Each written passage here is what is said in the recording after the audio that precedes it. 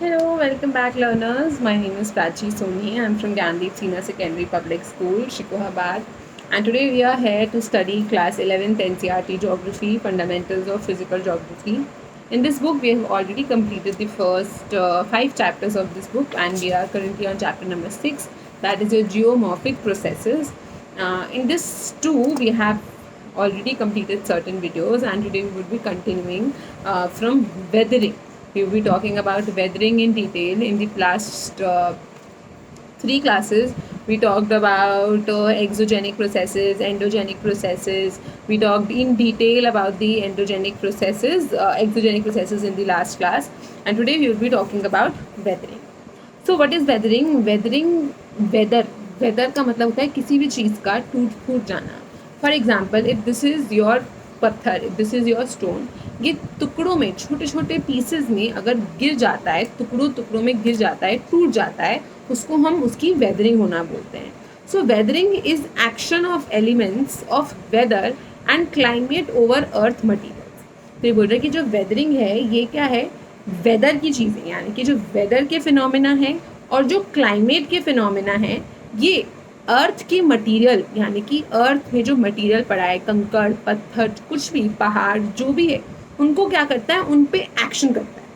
तो वेदर और क्लाइमेट का एक्शन अर्थ के मटेरियल पे, उसको हम वेदरिंग बोलते हैं. बहुत सारे ऐसे प्रोसेसेस होते हैं जो वेदरिंग में इंक्लूड होते हैं, जो कि अकेले भी काम कर सकते हैं और जो कि 2-3 एक्टिविटीज़ के साथ मिलकर भी एक्ट कर सकते हैं.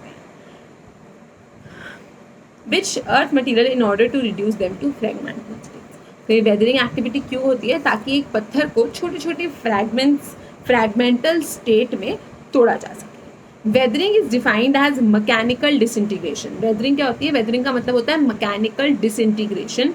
मैकेनिकल डिसइंटीग्रेशन का मतलब कोई भी चीज़ जो कि मस्त जुड़ के पड़ी हुई थी, आपने उसमें किसी केमिकल रीज़न हो सकता है, फिजिकल रीज़न हो सकता है, या बायोलॉजिकल रीज़न हो सकता है, किसी भी रीज़न की वजह से उसकी डिसइंटीग्रेशन हो गया. डिसइंटीग्रेशन मतलब टूट फूट गया, अलग अलग हो गया.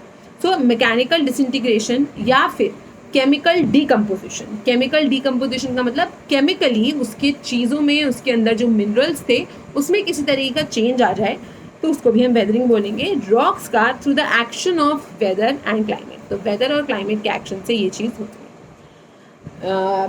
सबसे ज़रूरी बात आपको ध्यान रखनी है कि जो वेदरिंग होती है वो एक इन सिटू प्रोसेस है. इन सिटू का मतलब होता है on the spot, on site. On the spot का मतलब कि ऐसा नहीं हुआ जैसे ये पत्थर है तो ये टूट के, ये अगर टूटेगा तो ये टूट के यहाँ नहीं गिरेगा, ये टूट के यहीं गिर जाएगा. सो ऑन साइट या फिर इन सिटू प्रोसेस होता है. मतलब जो पार्टिकल्स होते हैं, जो मटेरियल होता है, वो लंबा डिस्टेंस कवर नहीं करता है.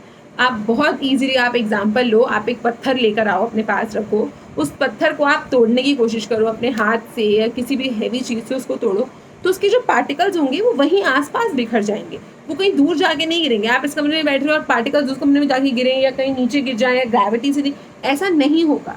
तो ये इन सिटू प्रोसेस होता है, मतलब ऑन साइट प्रोसेस होता है, ऑन दी स्पॉट प्रोसेस होता है आपका वेदरिंग का. जो वेदरिंग का प्रोसेस है उसमें बहुत सारी चीज़ें आपकी geological factors, climatic factors, topographical factors, vegetation factors, ये सब ऐड करते हैं. क्या क्या नाम ले दिए इतने भारी भारी.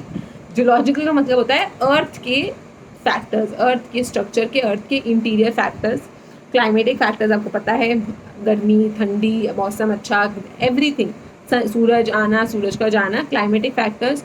टोपोग्राफी यानी कि mountains, plateaus, plains, rivers, valleys, anything. And then vegetative factors, आपकी खेती बाड़ी कितनी है, बहुत डेंस फॉरेस्ट है, माइनर फॉरेस्ट है, ये सारी चीज़ों पे आपकी वेदरिंग डिपेंड करती है. सो climate is of particular importance. इसमें से जो क्लाइमेट है वो सबसे ज़्यादा इंपॉर्टेंट है. Not only weathering processes differ from climate to climate. अलग अलग रीजन में जहाँ पे क्लाइमेट का अलग अलग, जैसे जो इलाके जहाँ पे बहुत ज़्यादा सर्दी होती है वहाँ जनरली जो वेदरिंग का प्रोसेस होता है वो इलाके जहाँ पे गर्मी होती है वहाँ से डिफरेंट होगा. नॉर्मल सी बात है, कोई एक ऐसी एरिया या कोई एक ऐसी प्लेस जहाँ पे इट इज़ वेरी हॉट, तो वहाँ की जो वेदरिंग प्रोसेस होगी it will be different from a place which is very cold. तो क्लाइमेट टू क्लाइमेट ये जो वेदरिंग का प्रोसेस है ये वैरी करता है. उसके साथ साथ डेप्थ, यानी कि कितनी गहराई में आपका मैंटल है, यानी कि depth of the weathering mantle, यानी कि जो चीज़ लेयर, जैसे कि मान लो ये पत्थर है, ये पत्थर बहुत आसानी से आपका टूट सकता है, वेदर हो सकता है। उसी की जगह पे let's take an example of this पत्थर। कौन सा पत्थर आसानी से टूट जाएगा? ऑब्वियसली दिस वाला। सो एक तो पहली चीज़ क्लाइमेट टू क्लाइमेट का बहुत ज़्यादा फर्क पड़ता है, और दूसरा जो मटेरियल है, जो वेदर होने वाला है, वो कितना डेप्थ है, उसकी कितनी गहराई है, वो कितना बड़ा है, कितना चौड़ा है, ये सारी चीज़ें भी मैटर करती हैं। सो देयर आर तीन तरीके से वेदरिंग प्रोसेस हो सकते हैं। सबसे पहले आपका केमिकल वेदरिंग, फिजिकल वेदरिंग या फिर मैकेनिकल भी बोलते हैं, और बायोलॉजिकल वेदरिंग। बहुत ज़्यादा डिफरेंस नहीं है, चीज़ें ओवरलैप भी होती हैं, यानी कि बायोलॉजिकल फैक्टर्स में हो सकता है केमिकल फैक्टर्स का कुछ रोल हो, केमिकल फैक्टर्स में हो सकता है बायोलॉजिकल फैक्टर्स का कुछ रोल हो, बट एक ऐसा फैक्टर होता है जो इसमें डोमिनेटिंग होता है, तो उसको हम देखेंगे। सबसे पहले हम बात करेंगे केमिकल वेदरिंग प्रोसेसेस की। A group of weathering processes, एक ग्रुप ऑफ वेदरिंग प्रोसेस जिसमें आपका सॉल्यूशन कैसे होता है, मैंने बताया था लाइमस्टोन पत्थर जो होता है वो कैल्सीफेरस होता है। उसमें क्या होगा ना, आप उसमें पानी डालोगे तो वो पत्थर घुल जाएगा, तो सॉल्यूशन बन जाएगा एक सॉल्यूशन। कार्बोनेशन क्या होता है, पत्थर में कार्बन कंपाउंड इंक्रीज हो जाता है। हाइड्रेशन, ऑक्सीडेशन रिडक्शन रिएक्शन आपने अपनी साइंस की केमिस्ट्री में पढ़े होंगे। ऑक्सीडेशन क्या होता है, ऑक्सीजन के एटम्स को गेन कर लेना, और रिडक्शन क्या होता है, ऑक्सीजन के एटम्स को लूज कर देना। तो इस तरीके से जो पत्थर होते हैं उसमें ऑक्सीजन प्रेजेंट होती है, जब वो ऑक्सीजन गेन कर लेते हैं और तो ऑक्सीडाइज हो जाते हैं, और जब लूज कर देते हैं तो रिड्यूस हो जाते हैं। आपने देखा होगा कभी कभी जो पत्थर होते हैं वो हरे कलर के, जैसे आपका ग्रीन कलर के हो जाते हैं, ऑरेंज कलर के हो जाते हैं, that is because of this oxidation and reduction process. ये सब acts on the rock to decompose, dissolve or reduce them to fine clastic state through chemical reactions by oxygen. ये जो चीज़ें हमने प्रोसेसेस पढ़े आपके, carbonation, hydration, oxidation, reduction, solution, ये सब चीज़ें क्यों हो रही हैं? ये होती हैं आपकी रॉक्स को, एक पत्थर को डिकम्पोज करने के लिए, उसको डिसइंटीग्रेट करने के लिए, तोड़ने के लिए, या फिर डिसॉल्व करने के लिए, ताकि वो एक क्लास्टिक स्टेट यानी कि बहुत छोटे छोटे जो पत्थरों में, कंकड़ों में टूट जाए, उसकी जो पोजीशन है वो चेंज हो जाए। और ये किसकी वजह से, किसकी हेल्प से होता है? ये ऑक्सीजन की मदद से होता है, पानी की मदद से होता है, या फिर कोई और एक्स्ट्रा एसिड हो सकता है जिसकी मदद से, जैसे कि एसिड रेन होती है तो उसमें एसिड प्रेजेंट होते हैं, जब वो पत्थर पे गिरते हैं तो वो पत्थर की जो केमिकल कॉम्पोजिशन होती है उसको चेंज कर देते हैं। वाटर, एयर में आपकी ऑक्सीजन और कार्बन डाइऑक्साइड प्लस हीट, ये मिलके काफ़ी ज़्यादा मेजरली इम्पैक्ट करते हैं आपके पत्थर को। ये केमिकल रिएक्शन को स्पीड अप कर देते हैं, यानी कि इंक्रीज कर देते हैं। तो अब अगर आपसे एक क्वेश्चन पूछा जाता है कि ठंडे इलाकों में वेदरिंग ज़्यादा होती है या गर्म इलाकों में वेदरिंग ज़्यादा अच्छी होती है, hotter regions are more prone to weathering और colder regions are more prone to weathering. So आप मुझे इसका आंसर कमेंट सेक्शन में लिख के बताओ कि आपको क्या लगता है कौन से रीजन ज़्यादा प्रोन टू वेदरिंग होंगे। तो वाटर, एयर और हीट केमिकल रिएक्शन को स्पीड अप करते हैं। ओवर और अबव सबसे ज़रूरी जो आपकी कार्बन डाइऑक्साइड है, जो कि हवा में प्रेजेंट होती है। जानवर, अब क्या है, ये पत्थर पड़ा था यहाँ पे, इस पत्थर के ऊपर एक प्लांट उग गया या जानवर आके गिर के मर गया। अब क्या होगा, वो जब जानवर मर जाएगा तो यहाँ पे क्या होना शुरू होगा, डिकम्पोजिशन शुरू होना। डिकम्पोजिशन कैसे होगा, छोटे छोटे कीड़े मकोड़े आके उसको खाते हैं, केमिकल चेंज होते हैं, आपको गंदी गंदी बदबू जो भी आती है, क्या होता है एक टाइम के बाद वो गायब हो जाता है, जानवर सब छोटे मोटे जानवर उसको खा जाते हैं। इंसानों की तरह उनकी क्रीमेशन वगैरह तो होती नहीं है, they die on the land and they are consumed by decomposers, या फिर जो स्मॉल बहुत छोटे छोटे जानवर आपके होते हैं वो खा जाते हैं। सो उसी तरीके से अब क्या होता है ना, जब वो जानवर इस पत्थर के ऊपर मरा तो इसके मरने के बाद क्या होगा, वो इस पत्थर की जो केमिकल कंपोजिशन है उसको चेंज कर देगा, क्योंकि यहाँ पे क्या इंक्रीज हो जाएगा, carbon dioxide. Decomposition of plants and animals, carbon dioxide की जो क्वांटिटी है उसको इंक्रीज कर देता है। These chemical reactions on various minerals, जब ये केमिकल रिएक्शन मिनरल्स पे होते हैं तो उसी तरीके का रिएक्शन होता है जैसा आपकी लैबोरेटरी में कोई आप केमिकल्स को मिलाओगे तो जिस तरीके का रिएक्शन वहाँ होता है उस तरीके का रिएक्शन आपको ज़मीन पे भी वेदरिंग के फॉर्म में भी देखने को मिलेगा। Next is your physical weathering processes. Physical का मतलब सामने से ही समझ में आ रहा है कि कुछ फिजिकल एक्टिविटी जिस इन्वॉल्व होगी।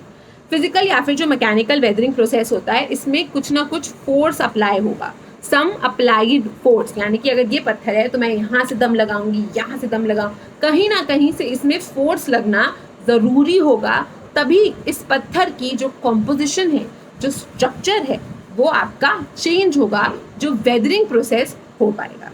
द अप्लाइड फोर्सेज, अब ये जो अप्लाइड फोर्सेज हो सकते हैं, ये क्या क्या हो सकते हैं? पहला तो आपका ग्रेविटेशनल फोर्स हो सकता है, ऑब्वियस सी बात है। जैसे कि ग्रेविटेशनल फोर्स कैसे होगा कि ये पत्थर यहाँ पड़ा था, इसके ऊपर एक और पत्थर गिर गया, वो पत्थर किसकी वजह से गिरा? ग्रेविटेशन की वजह से गिरा। बट उस पत्थर ने जो गिरा, इस पर क्या क्रिएट किया? प्रेशर क्रिएट किया, लोड बढ़ गया, इस पे जो स्ट्रेस था वो इंक्रीज हो गया, जिसकी वजह से हो सकता है कि पत्थर टूट जाए, वेदर हो जाए। नेक्स्ट होते हैं आपके expansion forces due to temperature changes, crystal growth और एनिमल एक्टिविटी।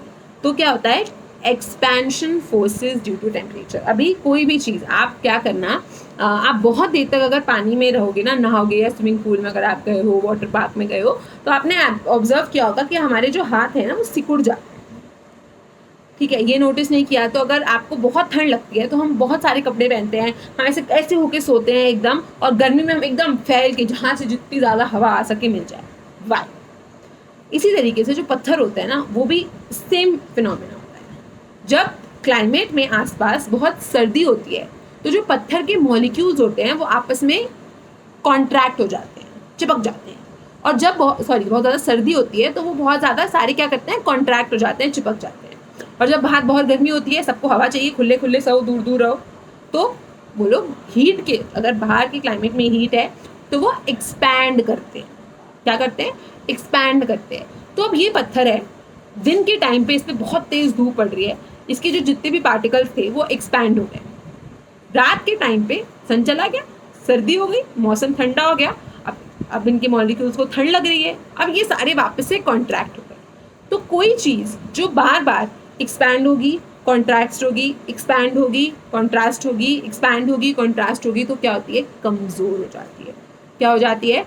वीक हो जाती है। और इस वीकनेस के बाद जब पत्थर बहुत वीक हो जाएगा तो बारिश आएगी या हवा चलेगी तो वो टूट जाएगा। तो expansion forces due to temperature change, temperature की चेंज होने की वजह से कुछ क्रिस्टल ग्रोथ हो गया, यानी कि कुछ चीज़ ऐसी ग्रो कर गई, एनिमल ने कुछ एक्टिविटी कर दी, जिसकी वजह से अगर टेम्परेचर चेंज हो जाए तो वो भी आपका एक प्रेशर होता है। एक्सपेंशन फोर्स, यानी कि ये पत्थर था, यहाँ पे क्या हुआ, ये पत्थर के बीच में ना, मान लो ये दोनों पत्थर जुड़े हुए हैं, ठीक है, ये पत्थर ऐसे जुड़े हैं, अब इन दोनों पत्थर के बीच में ये पूरा एक सिंगल पत्थर है, तो क्या हुआ, अब यहाँ से इनके बीच में से एक पौधा उगने लगा।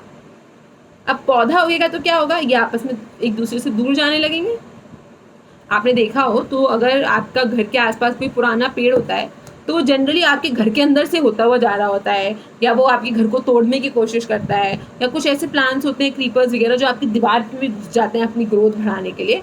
बस पौधे बड़े ही बदतमीज होते हैं। उस तरीके से वो जो प्लांट होगा वो क्या करेगा, इस पत्थर को तोड़ने के लिए एक्सपैंड करने की कोशिश करेगा, उसको तो ग्रो करना है, तो वो क्या करेगा, इस पत्थर को एक्सपैंड करने की कोशिश करेगा। तो ये जो एक्सपेंशन होती है, ये टेम्परेचर वाली समझ में आई, सर्दी गर्मी वाली। क्रिस्टल ग्रोथ, इसके अंदर कुछ ग्रोथ हो जाए, या कोई एनिमल एक्टिविटी, मस्त एनिमल इस पे आके सो गया, अब पत्थर पे पड़ रहा है प्रेशर तो वो एक्सपैंड होने की कोशिश करेगा। Water pressure controlled by waiting and drawing cycles. जो चीज़ मैंने अभी आपको क्लाइमेट के लिए बताई थी, उसमें मैंने एक चीज़ सबसे पहले क्या बताई थी, आप जब बहुत देर तक पानी में रहते हो तो क्या होता है, आपके हाथ सिकुड़ जाते हैं, ऐसे ऐसे लाइंस दिखने लगती हैं आपको हाथों में। So what is this? और जब आपको बहुत गर्मी लगती है तो आपके जो बॉडी के पोर्स होते हैं वो खुल जाते हैं, जिससे आपका जो स्वेटिंग होती है, जो स्वेट बाहर निकलता है। सेम पानी के साथ ये टेम्परेचर वाला समझ में आया, सर्दी सिकुड़ना, गर्मी खुलना। पानी का भी यही है, एक्सेस वाटर पड़ता है तो जो पार्टिकल्स होते हैं वो एक दूसरे को कॉन्ट्रैक्ट कर लेते हैं। पानी नहीं होता है तो क्या हो, पानी कहाँ जाएगा? पानी एक बार गिर गया तो उसके बाद कहाँ जाएगा? हमने तो टैप बंद कर दिया, पर पत्थरों के साथ ऐसा नहीं है। उनके साथ क्या होता है, वो मस्त पड़े हुए थे, पानी पड़ा, एक्सपैंड हो गए, अलग अलग हो गए, दूर दूर हो गए। अब क्या हुआ, अगले दिन आए सूर्य देवता, उनको क्या चाहिए, उनका खाना क्या है, पानी। वो करते हैं इवेपोरेशन, उन्होंने ये सारा पानी सोख लिया। अब इन पत्थरों के बीच में जो गैप, जहाँ पे पानी स्टोर हो गया था, वो गैप्स खाली हो गए, पत्थर वापस से कॉन्ट्रैक्ट हो जाएगा। फिर अगले दिन फिर बारिश हुई, फिर पत्थर वापस से एक्सपैंड हुआ, फिर सूर्य देवता आए, इवेपोरेशन लेके पानी ले गए, फिर ये सूखे पड़ गए। सो वाटर का भी प्रेशर पड़ता है वेटिंग और ड्राइंग साइकिल्स। ये जो वेटिंग साइकिल्स और ड्राइंग साइकिल्स बताई मैंने, उसी को बोला जा रहा है। Many of these forms are applied both at the surface and within different earth material leading to rock fracture। और इसी की वजह से रॉक्स में क्या हो जाता है, फ्रैक्चर हो जाता है। कोई चीज़ बार बार खुल रही है, बंद हो रही है, खुल रही है, बंद हो रही है, बंद है। आप इसको छोड़ो, आप ना एक आपके घर में अगर अलमारी है ना, उसको बार बार खोलना बंद करना, खोलना, मम्मी मार सकती हैं आपको 2-3 थप्पड़, बट आप एक्सपेरिमेंट करके देखना, थोड़ी देर में या तो उसका जो हैंडल है वो आपके हाथ में आ जाएगा या पूरा पूरा दरवाजा आपके हाथ में आ जाएगा। These stunts are not to be performed at your own risk। मैं सिर्फ आपको एग्जांपल दे रही हूँ। सिमिलरली ये जो पत्थर होते हैं, ये पत्थर के साथ भी बार बार एक्सपैंड होने की वजह से, कॉन्ट्रैक्ट होने की वजह से वीक हो जाते हैं और फिर फ्रैक्चर हो जाते हैं, टूट जाते हैं। Most of the physical weathering processes are caused by thermal expansion and pressure release। Most of जो आपके फिजिकल वेदरिंग प्रोसेसेस हैं वो ये थर्मल टेम्परेचर के वजह से, एक्सपैंड होने की वजह से और प्रेशर जब पड़ता है उसकी वजह से होते हैं। ये प्रोसेसेस बहुत स्मॉल होते हैं और स्लो होते हैं, बट अगर एक बार हो जाते हैं तो बहुत मेजर डैमेज कॉज करते हैं रॉक को। बिकॉज इससे क्या हो रहा है ना, अब आप एक बार बीमार हो गए तो समझ में आया, आपने दवाई ले ली, सही हो गए, पर अगर आपकी इम्यूनिटी वीक हो जाती है तो आपको छोटी सी भी प्रॉब्लम हो गया, बार बार बीमार पड़ते हैं। तो वही सेम चीज़ हो रही है। ये जो प्रोसेस हो रहा है धीरे धीरे करके बीमार करता है रॉक को, और जब एक बार रॉक पूरी तरीके से कमज़ोर पड़ जाती है, बीमार पड़ जाती है, तो एकदम टुकड़ों टुकड़ों में उसको तोड़ देता है। So this is the your physical weathering process. Next है आपका biological activity and weathering. Biological weathering, biology के मतलब जानवर, ह्यूमन बींग्स इन्वॉल्व होंगे, ह्यूमन बींग्स ने कुछ नहीं छोड़ा, ह्यूमन बींग्स इन्वॉल्व होंगे। Biological weathering is contribution to or removal of minerals and ions from the weathering environment and physical changes due to growth or movement of organisms। organisms उग जाएं या हिले डुले move करें, उसकी वजह से जो वो पत्थर को वेदर कर देते हैं, उसके मिनरल्स, उसके आयन्स ले लेते हैं या डिस्टर्ब कर देते हैं, उसको हम बायोलॉजिकल वेदरिंग बोलते हैं। Burrowing and waging. अब बरोइंग और वेजिंग क्या होता है, आपके घर में चूहे हैं, मेरे घर में है नहीं है, तो आपने ज़रूर देखे होंगे चूहे क्या करते हैं, मिट्टी के अंदर अपना गड्ढा बना लेते हैं। उनको जहाँ पर भी सॉफ्ट रॉक दिखती है वो वहाँ पे अपना गड्ढा बना लेते हैं, अंदर चले जाते हैं। सेम इज़ विद स्नेक्स भी ऐसे ही करते हैं, ज़मीन के अंदर रहते हैं। तो इस प्रक्रिया को बोला जाता है बरोइंग या फिर वेजिंग। क्या बोला जाता है, बरोइंग एंड वेजिंग।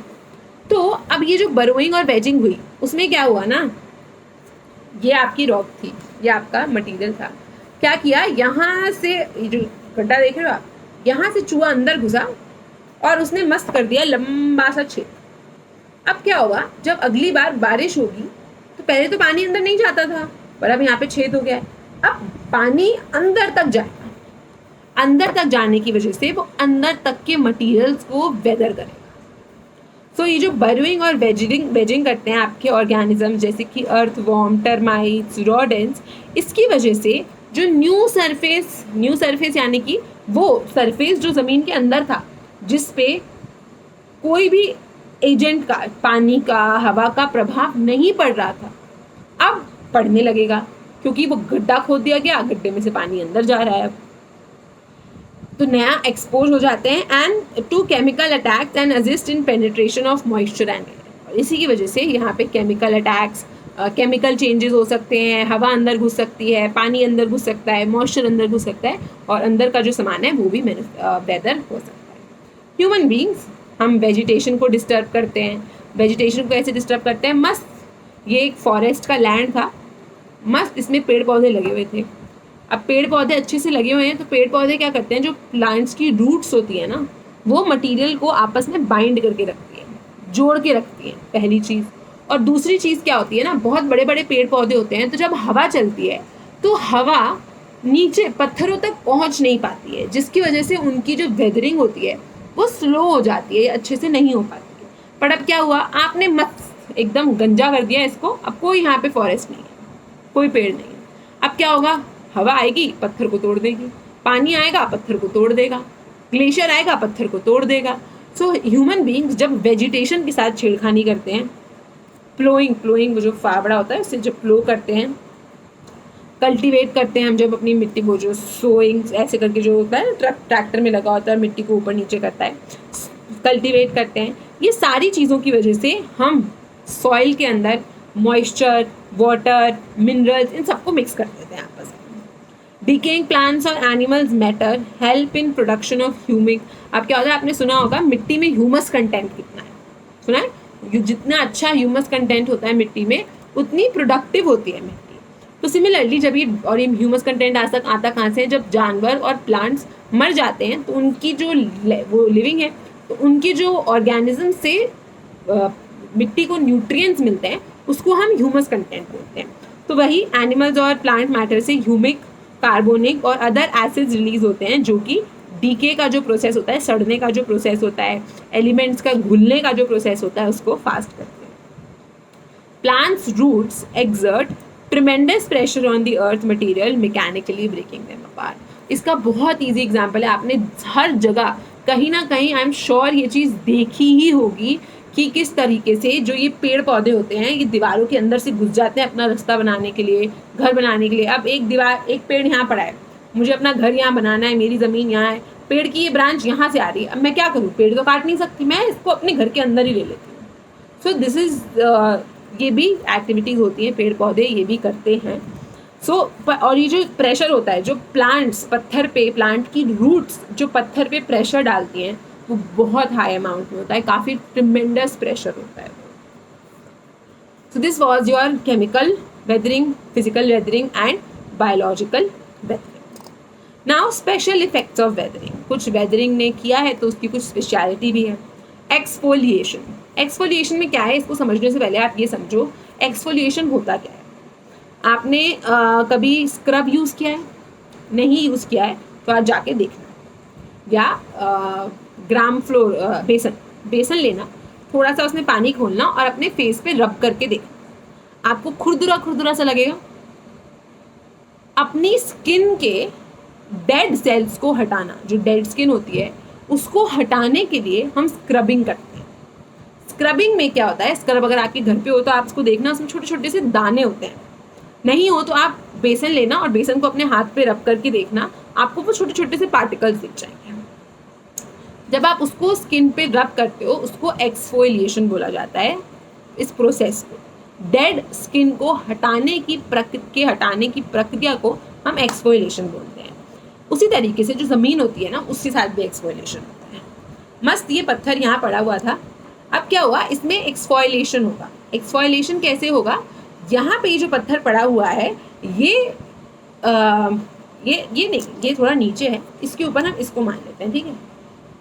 धीरे धीरे करके क्या हो रहा है, ये जो ऊपर वाला पत्थर है ये बेदर हो जाएगा, यहाँ से टूटेगा, यहाँ से टूटेगा, यहाँ से टूटेगा, फिर यहाँ से टूटेगा, फिर यहाँ से टूटेगा, फिर यहाँ से टूटेगा, धीरे धीरे बेदर होके ये कुछ इतना सा हो जाएगा। फिर ये भी धीरे धीरे करके बेदर हो जाएगा और ये निकल के आपको ज़मीन पे दिखने लगेगा। इसको हम एक्सफोलिएशन बोलते हैं। This has already been explain, हमने ये फिजिकल वेदरिंग, अनलोडिंग जो डीलोडिंग वाला कॉन्सेप्ट है, thermal contraction, expansion, salt weathering, इन सारी चीज़ों में होता है। एक्सफोलिएशन एक रिजल्ट का नाम है, प्रोसेस का नाम नहीं है।